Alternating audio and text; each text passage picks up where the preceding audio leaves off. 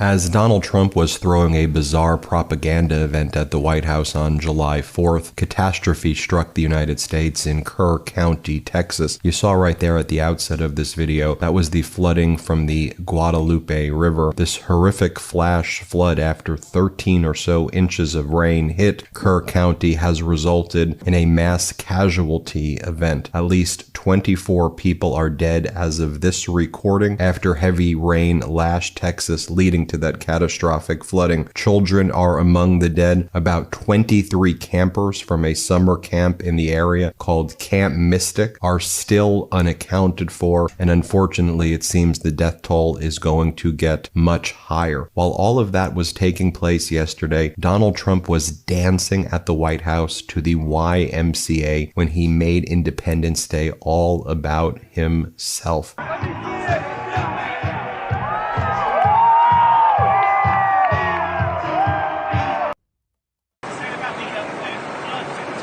Oh, that's terrible. The floods. It's shocking. They don't know the answer yet as to how many people, but it looks like some young people have died. Any federal aid for the... Oh yeah, sure. We'll take care of it. We're working with the governor.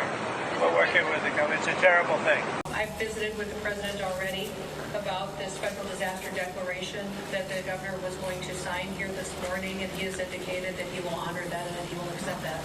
So that response and that relief will be coming. The rain came down 12 inches or more per hour. That river rose 26 feet in 45 minutes. It was a dry bed. It had been dry.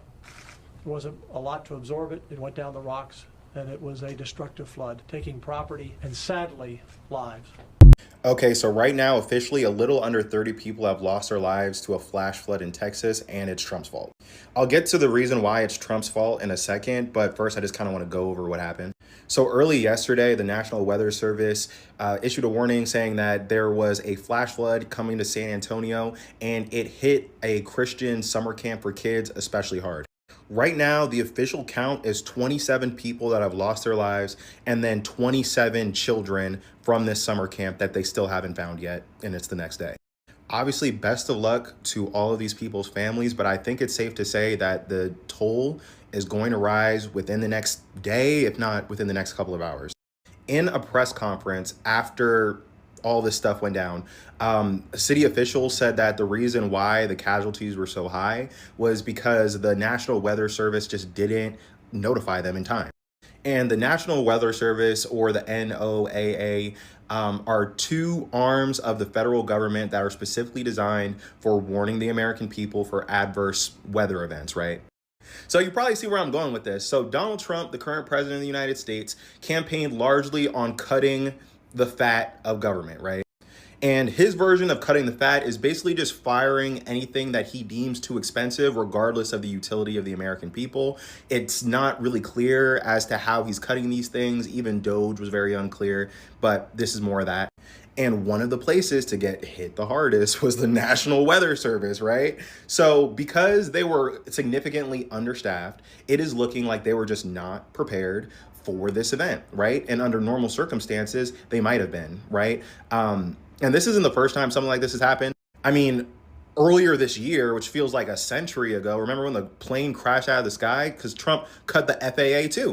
So what's next, right? And what's next? What is he gonna cut that people need to survive, right? Because guess what? Trump has already made his statements about it, and he's taking zero responsibility, right? So how are we gonna hold him accountable? How are we gonna protect ourselves, yo?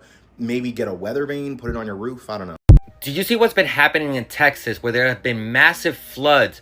People have died. Children at a camp have gone missing, and people are ready to blame Trump for all of this. These images coming out of Kerrville happened after the Guadalupe River flooded after heavy rains. As of right now, the death toll in Texas has reached 27 people, with 9 children dying, which 2 girls who died when Camp Mystic flooded, and also the flooding of the camp has left over 20 children missing. Now, Texas officials are blaming Donald Trump and his administration for their inability to respond to this crisis quickly.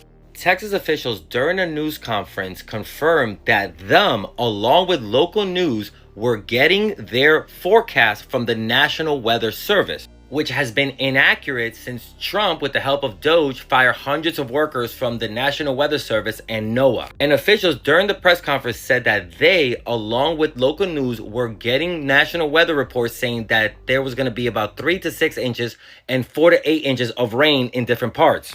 But the amount of rain that fell in these locations was never in any of their forecasts. In fact, some areas got closer to 13 inches, and places like Kerrville, where you saw the cars floating away, got 6.5 inches of rain in just 3 hours, a once-in-a-100-year rainfall event. And with that inaccurate information, it made it impossible for locals to be able to prepare. And of course, when he was asked about it, he was shocked that this happened, saying that he's working with the governor to try and help people.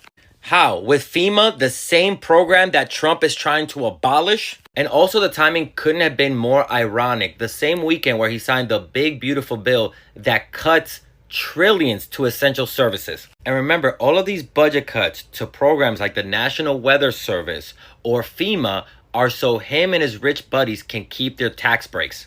Unfortunately, the more they continue to cut essential services to program, the more we're going to continue to see disasters like these. Now, experts do believe that there is still going to be more rainfall and more flooding in Texas, but how much is still unclear because, again, the cuts to the National Weather Service. This is all still a developing story, so I'll try to bring you information as it comes in. And as always, please consider becoming a paid subscriber on here so I can continue bringing you stories like these. Interesting. You need to be aware of this. Trump promises help to Central Texas in wake of the devastating floods that happened last night. And he says something about mass deportations that you need to be aware of.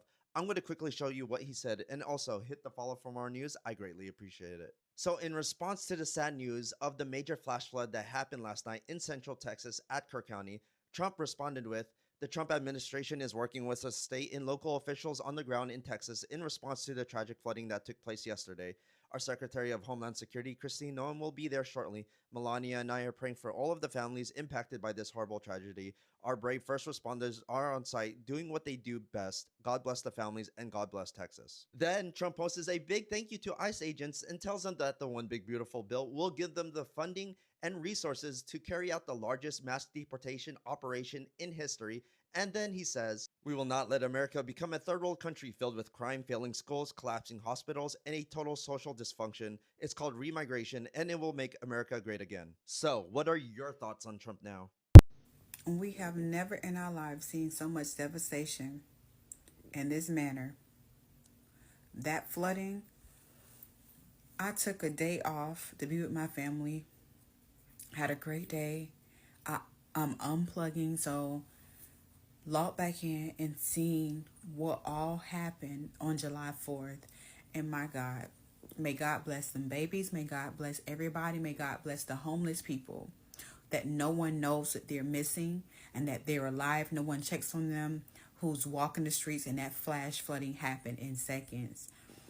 We have to get Trump out of office. I don't care what nobody says. Every single time this man does something, I just made a video about this from what happened in Las Vegas. Every time he does something that impacts people, something catastrophic happens on a mass level. The flooding, oh my gosh. It's not even hurricane season yet. May God bless us all. Donald Trump's cuts to the National Weather Service are already causing harm, as Texas officials say forecasts did not prepare them for the amount of rain that they received. Now, if you missed it, there is serious flooding in parts of Texas right now. People have lost their home, there are still people missing, and the recovery is going to take a very long time. And during a press conference, when the media was asking for answers, they asked why weren't people evacuated, and this was the response. But listen, everybody got the forecast from the National Weather Service, right? You all got it. You're all in media. You got that forecast. It did not predict the amount of rain that we saw. Right, and that is exactly what people said would happen if Donald Trump made unnecessary cuts to the National Weather Service. This is the fallout when you have a guy who doesn't know what he's doing. He just thinks he's smarter than everybody and just does everything willy-nilly. And he'll tell you, well, we can just make it right and just put it back in place. Well, the damage is done. And for the people in Texas, they need every positive thought, every prayer that you have right now, because they are going to be in it for a while. News. I want to call out Secretary Kristi Noem and Donald Trump for the statement she made about the Texas flooding. She said today that she was asked by one of the reporters, why was the National Weather Service not pinging phones before 7, and was it a fundamental failure of the federal government? And so she tries to play it off, well, it's a technology issue. She said that currently that Donald Trump is upgrading the technology of the National Weather Service because it has been left in place by the government for many years. Okay, let's get to some facts. They want to play everything off as it's the fault of technology. Well, let's go back to Trump's first administration. From 2017 to 2018, they cut about 20% of the National Weather Service positions for the National Weather Service forecasters, number one. Number two, under DOGE in February 27 of 2025, they let another 880 senior NOAA, National Oceanographic Administration, Atmospheric Administration officials were fired. They fired another 108 probationary positions directly at the National Weather Service, and another 500 senior staff left with the early retirement reduction option. And furthermore, they have recommended in cutting funding for pretty much all the programs across the board from the National Weather Service, National Oceanographic Atmospheric Administration, for equipment, for research, for you name it. And so, again, I would argue that it's not just equipment.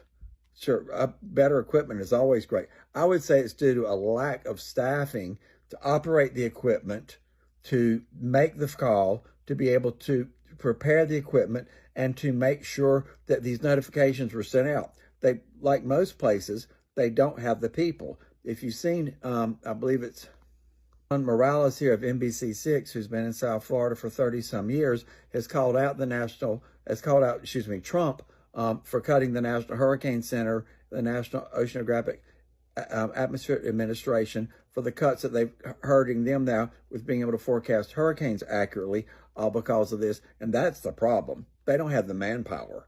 And this all goes back to Trump, goes back to Noem, goes back to everybody that's responsible for doing this, including Elon Musk. So there you have the reason why. They don't have the people to do it. It's plain and simple. You don't have to be a rocket scientist to figure this one out. Love to hear from my Texans, my Democrats, my MAGAs, my crazies, and my cuckoos. And pray for everybody that's in Texas, for those of us that are heartbroken as to what has happened. But again, this is the fault of the Trump administration, I would argue, by them cutting the staffing positions so they don't have the people to make the manpower to do what they need to do. That's where the fault lays. You know, facts are the facts. You cut the people. If they're not there, the people aren't there to make the calls. They're there to let everybody know what's going on. Donald Trump, you did it. There you have it. So MAGA influencers are saying that the weather is being manipulated, that the weather is fake. And as a Texan who is seeing this weather firsthand, like I'm looking at it right now, and hearing reports of all of the unalivements that are happening because of this weather, because of the flooding, I just have one question. If they're claiming the weather is being manipulated, they're claiming that the weather is fake, and yet we have a Republican House, a Republican Senate, a Republican White House, who is manipulating the weather? I'm just saying. I'm just asking. This is what happens when you don't believe in science. This is what happens when you live in a state of religious psychosis. This is what happens when you defund National Weather Services. FEMA, we told you people would die. And that's exactly what's happening right now. But instead of putting the blame where the blame belongs, MAGists are saying that it's fake. Just like their leader, anytime his lies are exposed, calls it fake news. Are we shocked and surprised at all? No. As you've grown accustomed to my presentations over my 34 years in South Florida newscasts, confidently, I went on TV and I told you it's going to turn. You don't need to worry. It is going to turn. And I am here to tell you that I am not sure I can do that this year, because of the cuts, the gutting, the sledgehammer attack on science in general, and I could talk about that for a long, long time, and how that is affecting the U.S. Leadership in science over many years, and how we're losing that leadership, and this is a multi-generational impact on science in this country, all right? But specifically, let's talk about the federal government cuts to the National Weather Service and to NOAA. Did you know that Central and South Florida National Weather Service offices are currently basically 20 to 40% understaffed? From Tampa to Key West, including the Miami office, 20 to 40% understaffed. Now, this type of staffing shortage is having impacts across the nation because there's been a nearly 20% reduction in weather balloon launches that carry those radiosondes. And what we're starting to see is that the quality of the forecasts is becoming degraded. There's also a chance, because of some of these cuts, that NOAA Hurricane Hunter aircraft will not be able to fly this year, and with less reconnaissance missions, we may be flying blind.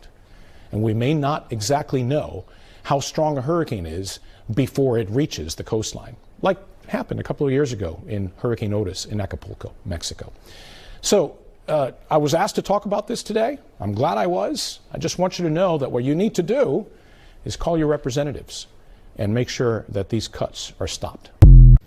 Wait. Before you go, for all my subscribers and philanthropists out there, I'm building a solar power community water bowl system in Nigeria. It's going to cost between $5,000 and $6,000. I'm trying to raise money. If you want to participate and help me build this solar power water system, please donate to the Cash App and put solar water in the notes. Solar water in the notes. I'll put PayPal, Stripe, and Zelle. Anyway, thank you. That's all I got to say. It's Afro Think Tank. Learn something, teach something. I'm out. Thanks for watching Afro Think Tank. Don't forget to like, share, and subscribe. And follow me on Substack and Patreon for more content. Remember, it's Pan-Africanism or nothing.